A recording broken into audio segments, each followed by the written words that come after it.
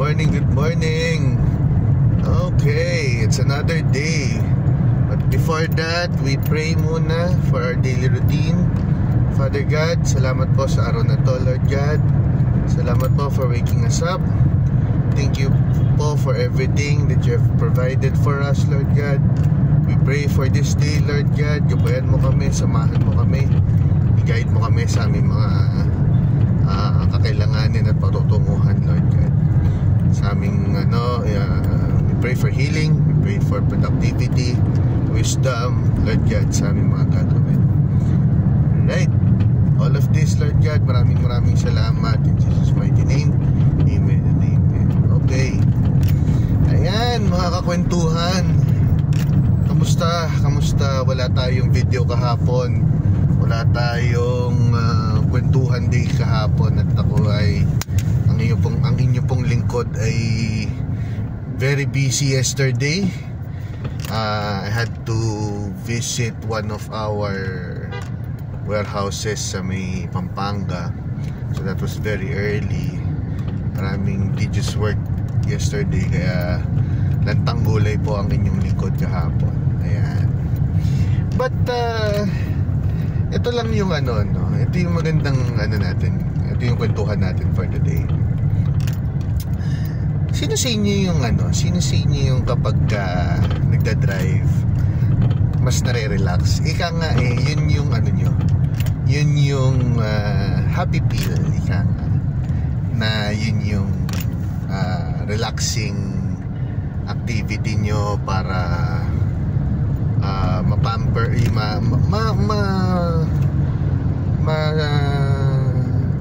mawala yung stress, di ba? So ako yung tipong ganun yung tipong pagkasagalaan, sige kahit ako na yung mag-drive, kahit ako na yung ako na yung humawak ng manibela for kasi na-enjoy ko yung view. Well, especially kapag outside Manila, outside Metro Manila, well, kahit di naman dito sa EDSA, pagka binabagtas ko to, kahit kagaya ngayon traffic,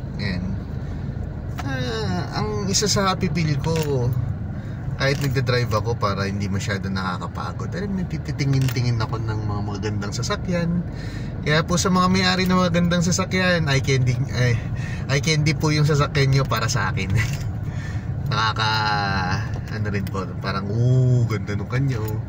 Parang ito nakikita ko, meron tayong nakikita Lexus, nakikita tayo Ioniq. Yan, parang ganda ng mga sasakyan. Alam mo yung lang din. There are people talaga na biniyayaan ng resources para magkaroon ng ganun. Well, sa akin naman, itong accent ko, okay naman ako dito. Wala rin akong qualms dito sa sasakyan ko nito. Ayan, kagaya nito, BMW, ano ba to? Electric yata. Ayan. So, ayun pagka nasa labas naman ng Metro Manila, ayan, enjoy din ako dyan. Yung mga view. Lalo na kapag papalapit ka na doon sa destination mo, kung yan yung papuntang bundok ka ba, or papuntang beach, papuntang saan man, yung mga sights and sceneries pagka na-explore ko kasi na hindi lang pala ako sa Metro Manila naka-confine. Meron din pala meron mga lugar sa Pilipinas pa na ang sarap puntahan. Well, at the expense of money, at the expense of effort. Pero yun nga, dahil nga yung pagpunta ko sa Pampanga is tawag ng tungkulin. Pero yung kapag may free time, gaya ngayon, iniisip ko, nagpa-plan ako saan kaya magandang magpunta sa mga long weekends, diba? Summer, malapit na naman na summer. Actually, yung mga events namin, yung anniversary namin ni wife, iniisip ko lang din saan ba masarap magpunta. Iba naman ang view, iba naman ang ambience, mga ganun. Siyempre ipon-ipon, diba? Kailangan pag-ipunan, guys. Hindi yung nakaisip ka ng ayan, learning ko rin yun naging learning ko rin, salamat sa Diyos naging learning ko rin yun Gusto mong gumala, pag-ipunan mo. Gusto mong umalis, pag-ipunan mo.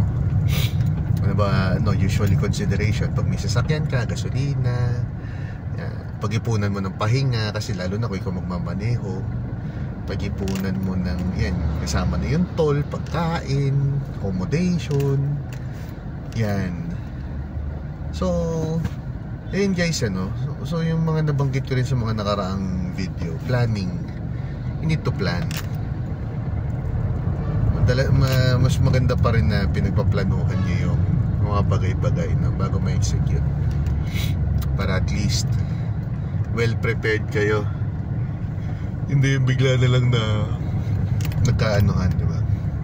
Sumabit ka pa, wala ka pang backup plan. Anyway, mga naalala ko na yung mga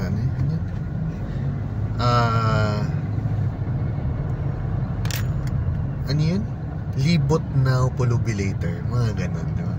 Gala now, pulubi later. Mga ganon. So, para lang maiwasan natin. Tapos yung kapag ka napupunta ko sa sa malayong lugar, parang ang sarap sa feeling kasi na-achieve ko. Kasi pagka yung parang goal setting yan Drive ako from Metro Manila, saan ako papunta, saan ako tutungo.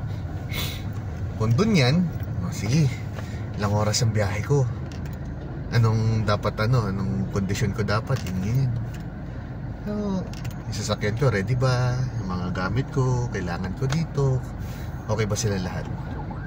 So yan, sineset ko rin yan para just in case na magka-aberya, hindi naman natin maiwasan, ready tayo, diba?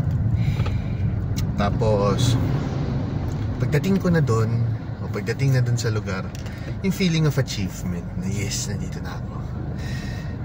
Maaga ako nakarating, pahinga muna ako, mga 4 na oras, pahinga muna ako, tulog ako, pahinga. Then after that, ako naman nagagala, o kayo na muna dyan, pahinga lang ako. Pagkatapos nun, ako naman ang gagala, maglilibot.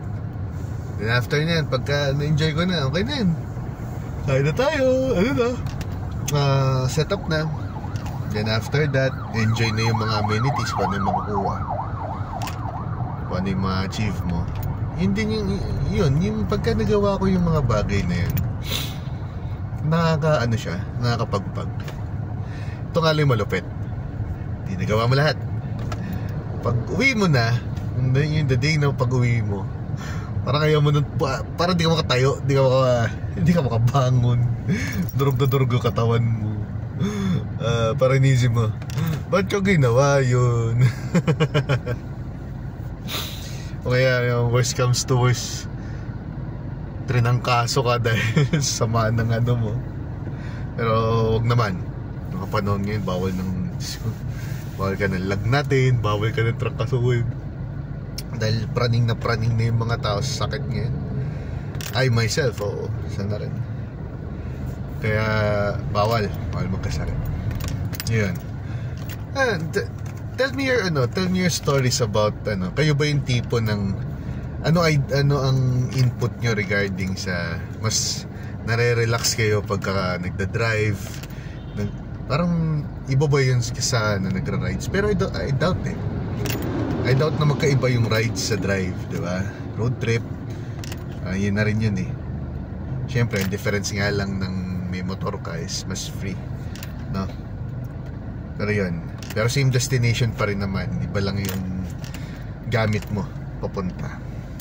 So yun, let me know your comments dun sa sa comment section, para malaman ko kung ano bang iba yung insights about dun sa mas nare-relax ba kayo pagka nagro-road trip kayo. Okay? Alright, so this has been your Kuya Bench, Salamat po for the day. Ingat sa mga papasok sa trabaho, at I pray na maging productive tayo pare-pareho. Okay? So maraming salamat for viewing, guys, and God bless us all. God loves you. Okay? Salamat.